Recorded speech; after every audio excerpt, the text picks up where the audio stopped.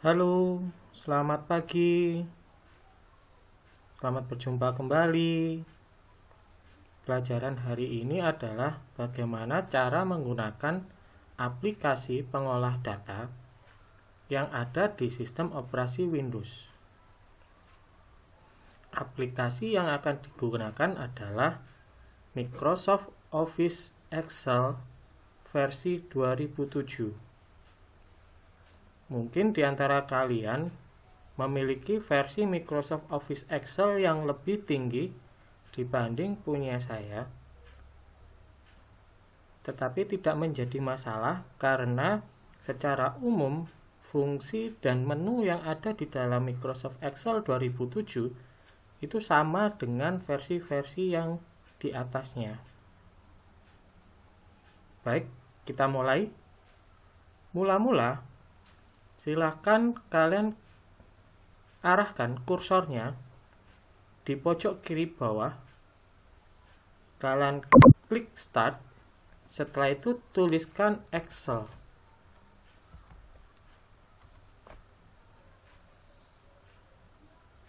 Setelah itu, layar akan menampilkan aplikasi yang sudah kita tuliskan tadi. Setelah itu diklik 2 kali. Oke. Seperti ini tampilan dari Microsoft Office Excel 2007. Jika dari bentuknya, tuh kita bisa lihat sama seperti buku kotak-kotak kecil yang seperti buku matematika yang kalian punyai. Ada tampilan kotak-kotak kecil yang kalau di Excel disebut sebagai sel.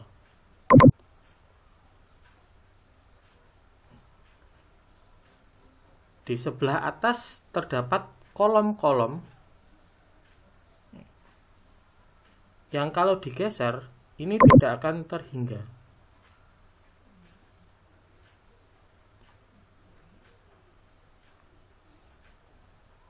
Sebelum kita menggunakan, terlebih dahulu kita harus mengenal menu-menu yang ada di dalam Microsoft Excel ini.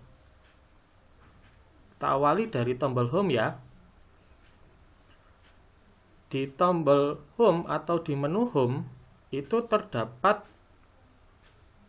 gambar gunting atau cut yang digunakan untuk memotong atau memindahkan isi dari sel ke tempat yang lain. Kita ambil contoh, kita tuliskan nama atau tulisan saya. Terus kita klik lagi di sel yang ada kata-kata saya. Setelah itu kita klik cut. Oleh Excel akan dirubah menjadi bentuk garis-garis ini yang seperti seolah-olah memutar. Setelah itu kita pindahkan ke kolom C baris ketiga. Kolom C baris ketiga. Berarti di sini. Setelah itu kita tekan paste. Jadi fungsi cut adalah fungsi memotong atau memindahkan dari satu sel yang mula-mula tadi ada di kolom A baris kedua dipindahkan ke kolom C baris ketiga.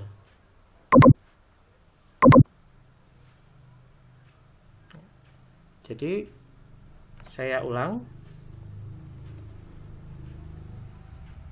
Setelah diklik tombol cut, kita pilih kolomnya beserta barisnya.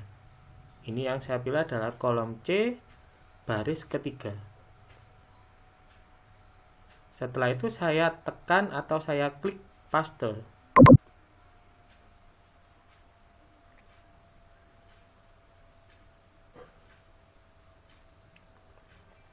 Nah, untuk di bawahnya atau fungsi copy itu adalah fungsi menggandakan. Apa yang digandakan? Yang digandakan adalah isi dari selnya. Ya, atau fungsi copy bisa dikatakan sebagai fungsi menyalin. Kita ambil contoh. Kita sudah punya kata-kata saya di kolom C baris ketiga. Saya klik, terus saya klik copy. Setelah itu saya arahkan ke kolom B baris pertama. Berarti ada di sini. Setelah itu saya tekan Enter. Dan untuk menghilangkan garis-garis ini yang ada di kolom C baris ketiga, saya tekan tombol keyboard ESC atau Escape.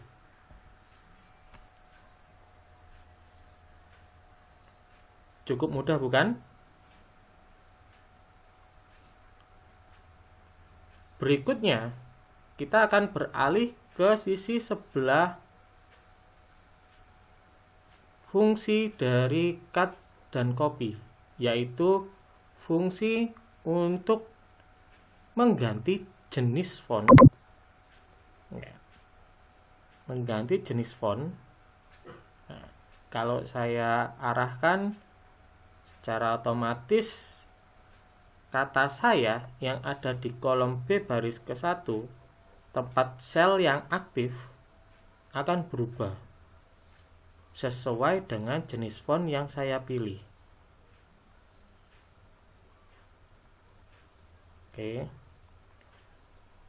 Mula-mula saya pilih sebagai contoh, saya pilih font Algerian. Dan untuk mengganti ukuran font, kita bisa menggunakan sebelah dari jenis-jenis font yang ada angkanya. Dari angka 8 sampai angka yang terbesar.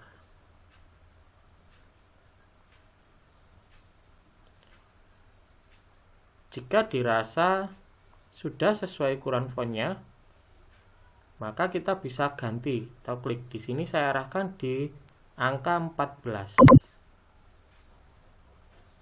Maka di kolom B baris ke-1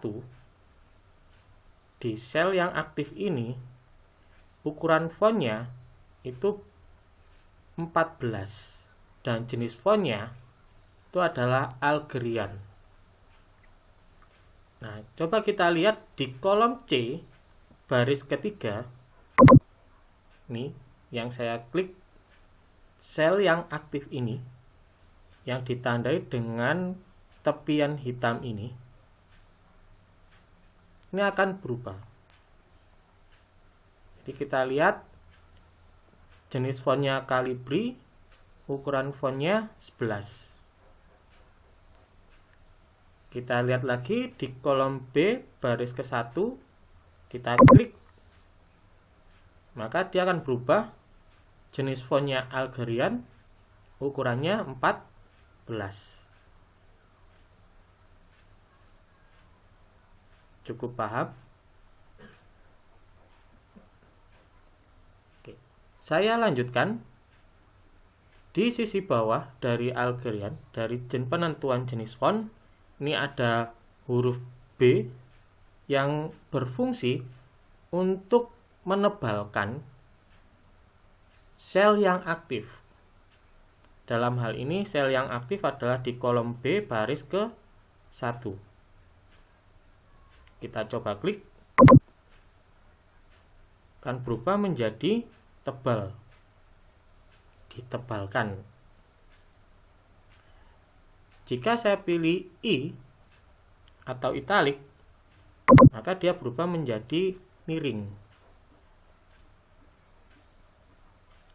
Dan U berfungsi untuk memberikan garis bawah di tulisan pada sel yang aktif.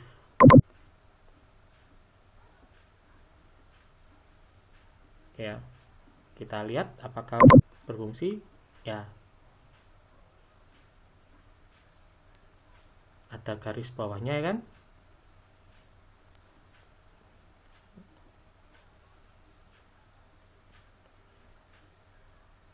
Di sebelah penebalan garis miring atau garis bawah itu terdapat tepian atau border yang digunakan untuk membuat tabel. Ada untuk tepi bawah saja, ada yang untuk tepi atas, ada yang tepi kiri, ada yang tepi kanan. Oke, kita coba ya. Ini di sel aktif ada di kolom C baris ketiga. Kita coba bottom. Nah, di sini ada penebalan. Nah, coba kita cek apakah yang bottom bordernya sudah berfungsi. Nah,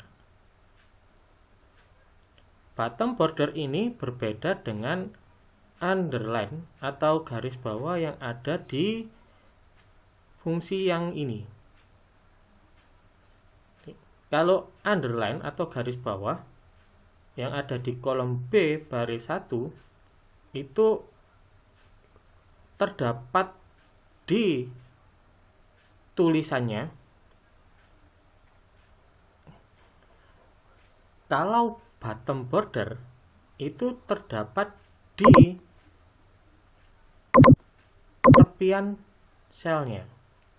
Yang kita lihat di sini adalah persegi kan?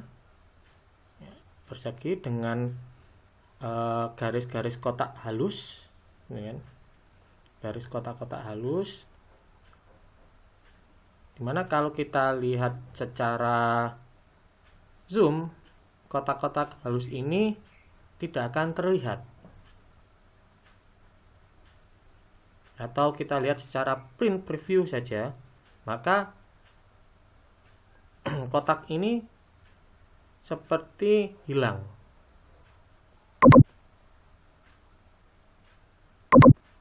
Oke, dari sini cukup paham perbedaan antara underline dengan bottom border.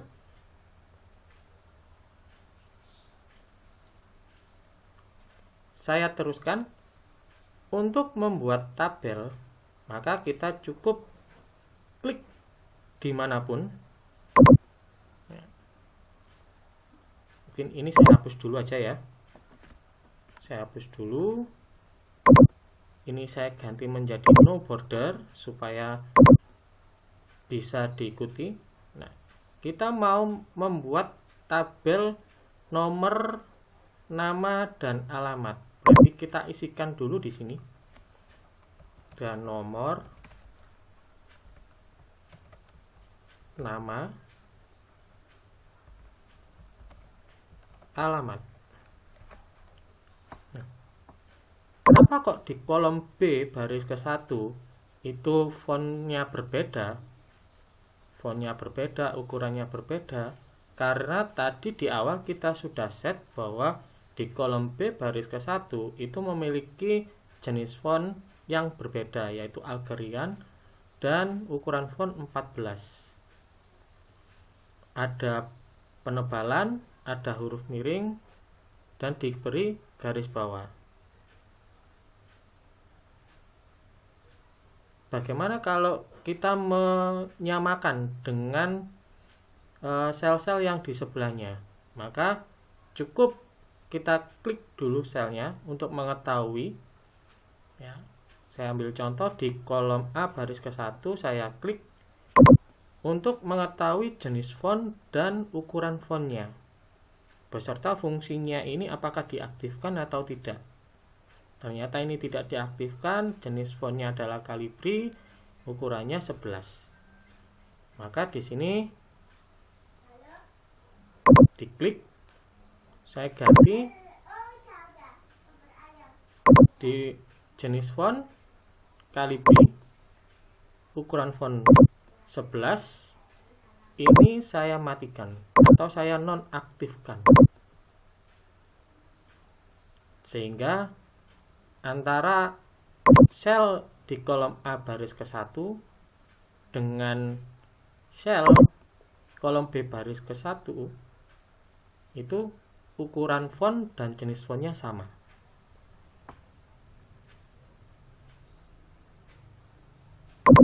Kita lanjut untuk membuat tabel. Kita arahkan di kolom A baris ke-1. Kita tekan mouse kiri sambil digeser ke kanan. Tetap masih ditahan mouse kirinya. Setelah itu geser ke bawah. Oke, maaf. Seperti ini. Secukupnya saja. Setelah itu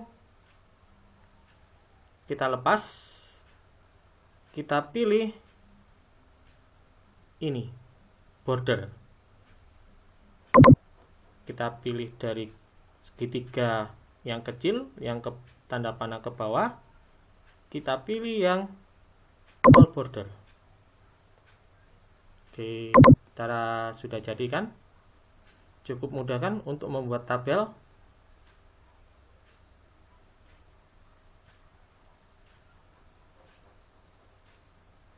Berikutnya,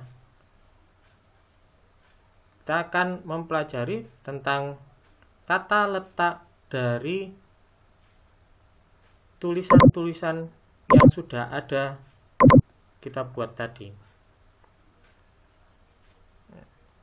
Kalau dilihat di sini ada yang berwarna kuning, itu tandanya bahwa posisinya itu aktif.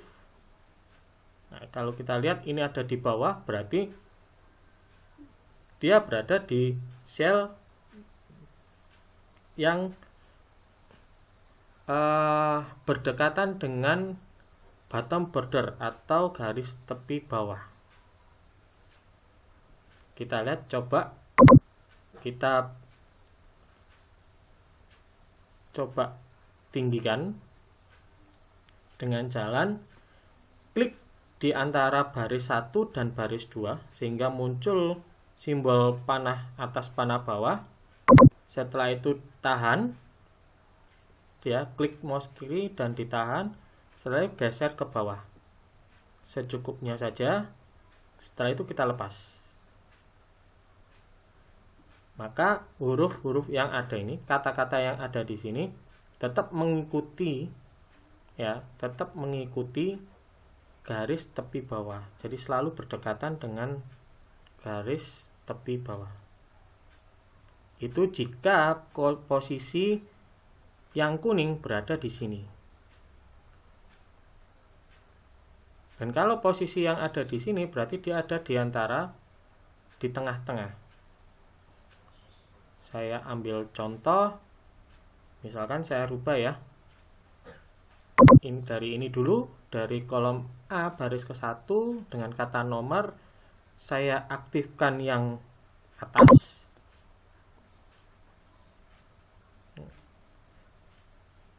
Terus kolom B baris 1 saya aktifkan yang tengah.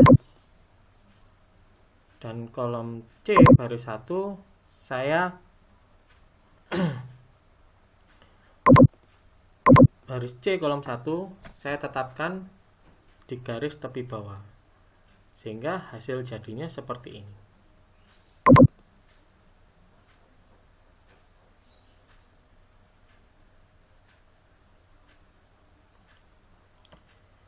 Dan untuk merubah letak dari katanya, kalau yang di atas tadi untuk merubah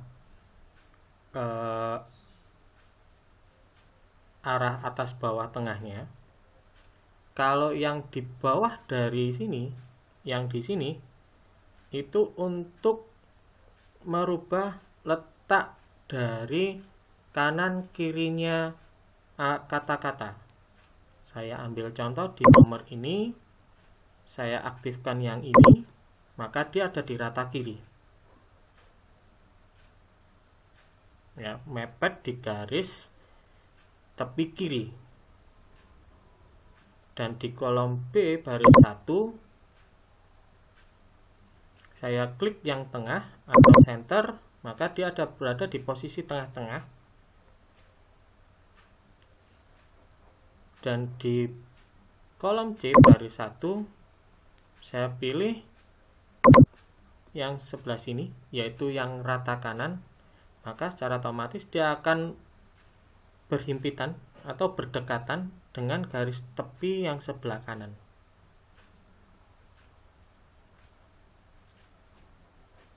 Jadi deret ini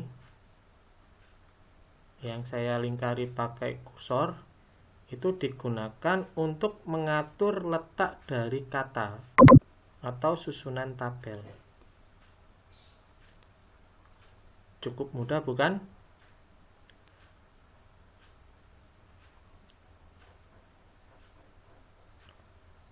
Untuk fungsi-fungsi selanjutnya akan dijelaskan di pertemuan selanjutnya.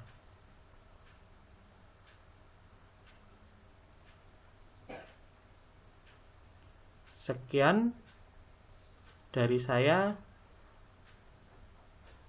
Terima kasih sudah melihat video ini dan selamat pagi.